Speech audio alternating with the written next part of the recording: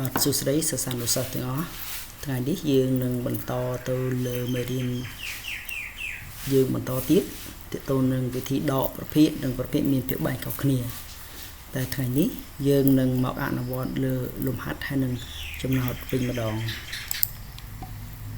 តោះអញ្ចឹងយើងចូលទៅលំហាត់ទាំងអស់គ្នាបាទអញ្ចឹងមុននឹងយើងចូលទៅដោះស្រាយលំហាត់និងចំណោទយើងមកកំណត់មេរៀនយើងបន្តិចអញ្ចឹងដើម្បីដកប្រភេទនិងប្រភេទមានភាពបែកខុសគ្នាគឺយើងត្រូវទី1តម្រូវភាពបែងជាមុនសិនពីព្រោះកាលណាភាពបែងមិនដូចគ្នាយើងមិនអាចធ្វើការដកប្រភេទនិងប្រភេទបានទេអញ្ចឹងដើម្បីរកភាពបែងរួមឬក៏តម្រូវភាពបែងយើងអាចរកតាមរយៈប្រគុណកថាបឋមឬក៏ការគុណខ្វែងចឹងបន្ទាប់អំពីការតម្រូវភាពបែងដូចគ្នាហើយយើងចាប់ផ្ដើមដកភាគយកនិងភាគយកហើយទុកភាពបែងនៅដដែល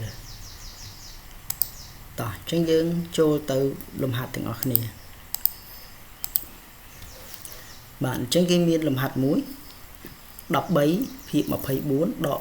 8សំទោសដក3ភាគ8អញ្ចឹងយើងឃើញថាប្រភេទយើងនេះមានភាពបែងខុសគ្នាដូច្នេះវាមិនអាចដកបានទេអញ្ចឹងប្រភេទដែលអាចដកគ្នាបានលុះត្រាតែភាគបែងវាមានតម្លៃដូចគ្នាតោះអញ្ចឹងយើងទៅរកភាគបែងរបស់វាទាំងអស់គ្នាអញ្ចឹងលំហាត់ទី1នេះយើងរកភាគបែងវាតាមរយៈប្រគុណកតាបឋមអញ្ចឹងយើងត្រូវបំបែកភាគបែងនេះទៅជាប្រគុណកតាបឋមសិនអញ្ចឹង24ស្មើនឹង2គុណនឹង2គុណនឹង2ហើយគុណនឹង3បាទហើយ8ស្មើ2គុណនឹង2គុណនឹង2អញ្ចឹងក្រោយពីយើងបំបែកភាគបែងនេះទៅជាប្រគុណកតាបឋមហើយយើងចាប់ផ្ដើមជ្រើសរើសកតាបឋមរួមអញ្ចឹងកតាបឋមរួមយើងមាន2និងមាន2មួយទៀត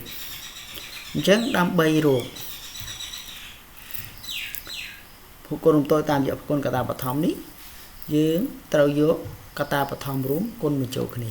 អញ្ចឹងកតាបឋមរួមយើងមាន2ចំនួន3ដងហើយកតាដែលមិនរួមគឺមានលេខ3អញ្ចឹងដើម្បីរកភូកុណរួមតូចបំផុតតាមរយៈភូកុណកតាបឋមគឺត្រូវយកកតាបឋមរួមគុណនឹងកតាបឋមរួមអញ្ចឹងភាគបែងរបស់យើងគឺស្មើនឹង24តោះអញ្ចឹងយើងអាចឲ្យប្រភេទយើងអញ្ចឹងភាគបែងរួមវា24អញ្ចឹងប្រភេទទី1នេះមានភាគបែង24ស្រេចហើយអញ្ចឹងយើងមិនចាំបាច់រកទៅទៀតទេអញ្ចឹងយើងរកតែភាគបែងប្រភេទទី2អញ្ចឹងប្រភេទទី2 3ភាគ8អញ្ចឹងគឺថា8ដើម្បីបាន24គឺយើងត្រូវគុណនឹង3អញ្ចឹងនៅពេលដែលភាគបែងនេះគុណនឹង3ភាគយកក៏ត្រូវតែគុណនឹង3ដូចគ្នាអញ្ចឹងយើងស្មើ13ភាគ24ដក9ភាគ24អញ្ចឹងប្រភេទរបស់យើងមានតម្លៃ4ភាគ24អញ្ចឹងនៅពេលបានចម្លើយប៉ុណ្ណេះបើសិនជាយើងចង់សម្រួលវាឲ្យតូចជាងនេះទៅទៀតក៏បានដែរដែលយើងសម្រួលនឹង2មកគឺស្មើនឹង2ភាគ24ឬក៏យើងចង់សម្រួលបន្តទៀតក៏បានដែរ4ភាគ24ស្មើនឹង2ភាគ12សន្តោសមិញច្រឡំ4ភាគ24ស្មើនឹង2ភាគ12ឬក៏យើងស្មើនឹង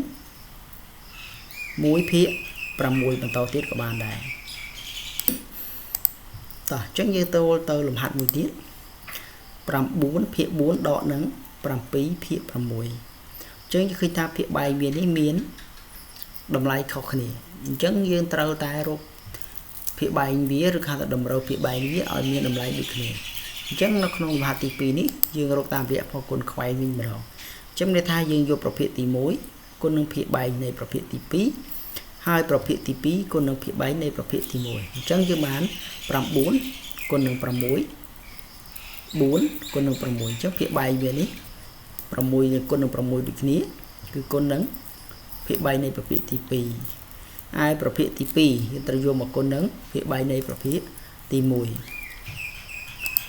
ញ្ចឹងយើងបាន54ភាគ24ដក28ភាគ24អញ្ចឹងយើងឃើញថាភាគបែងនេះមានតម្លៃដូចគ្នាហើយអញ្ចឹងយើងចាប់ផ្ដើមដកតែភាគយកនិងភាគយកហើយភាគបែងនៅដដែលយើងដាក់តែមួយទេចឹងដកមកយើងស្មើ26ភាគ24អ ចឹងចម្លើយនេះយើងអាចសម្រួលតទៅទៀតក៏បានដែរបើយើងមិនសម្រួលទុកប៉ុណ្ណឹងក៏បានតោះចឹងយើងចូលមកចំណោទវិញម្ដងចឹងគេថាចំការចតុកោណកែងមួយមានបណ្ដោយប្រវែង 4/5 គីឡូម៉ែត្រនិងទទឹងខ្លីជាងបណ្ដោយ 1/10 គីឡូម៉ែត្រកសិករលើកផ្លូវព័ទ្ធជុំវិញចំការនោះលើកទី1បាន 1/5 គីឡូម៉ែត្រលើកទី2បាន 2/10 គីឡូម៉ែត្រនិងលើកទី3បាន 1/20 គីឡូម៉ែត្រករកប្រវែងផ្លូវដែលត្រូវលើកខរកប្រវែងផ្លូវដែលកសិករលើកបានករកប្រវែងផ្លូវដែលត្រូវលើកបង្ហើយ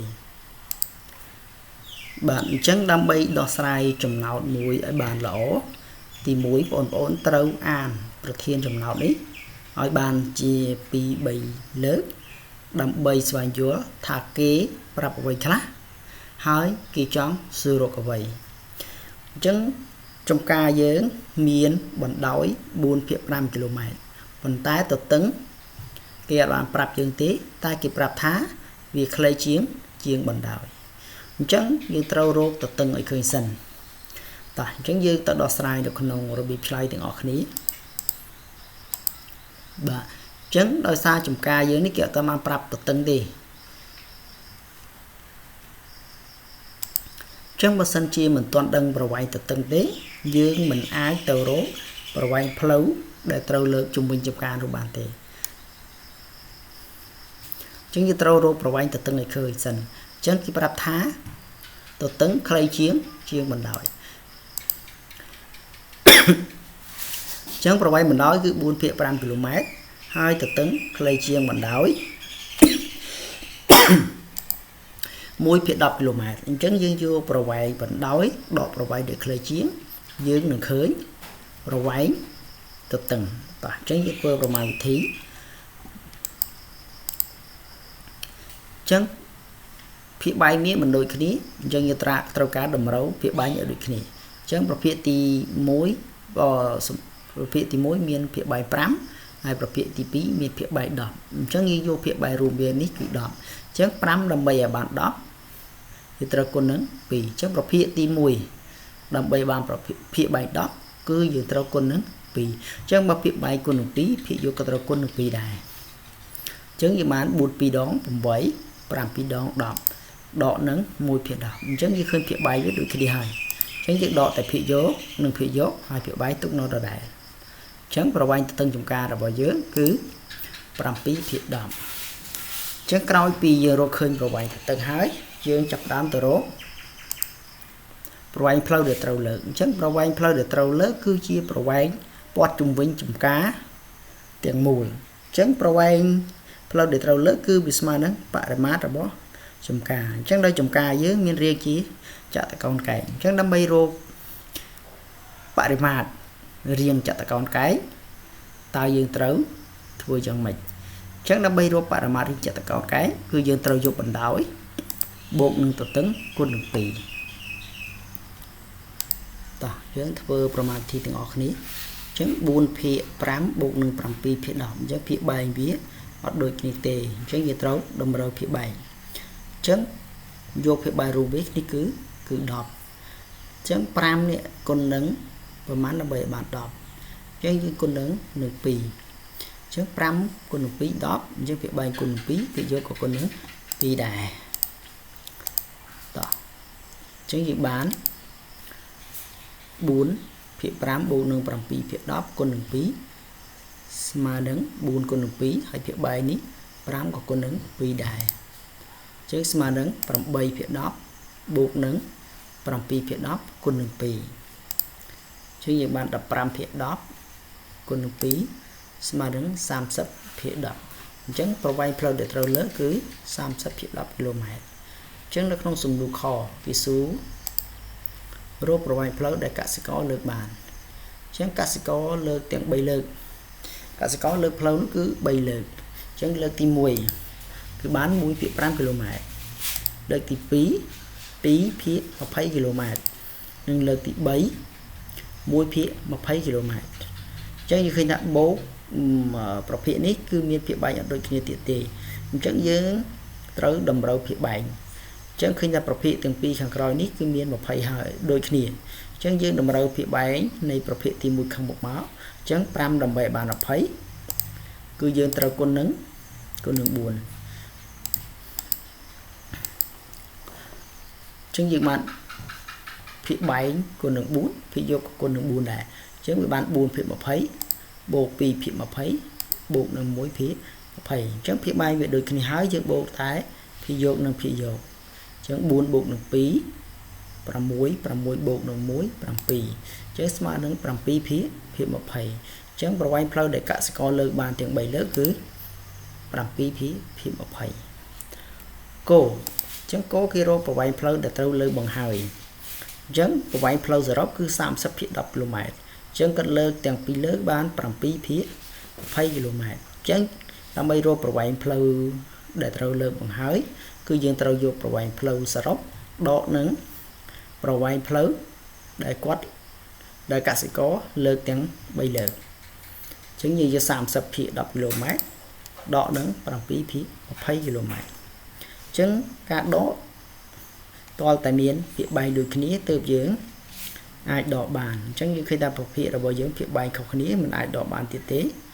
មិនអាចដកបានទេអញ្ចឹងយើងត្រូវតម្រូវភាគបែងធ្វើម៉េចឲ្យដូចគ្នាអញ្ចឹងគ្រូតម្រូវភាគបែង30ភាគ10នេះធ្វើយ៉ាងម៉េចឲ្យភាគបែងវាបាន20តោះអញ្ចឹងទៅមើលប្រមាណវិធីអញ្ចឹង30ភាគ10ដកនឹង7ភាគ10អញ្ចឹងដើម្បីឲ្យ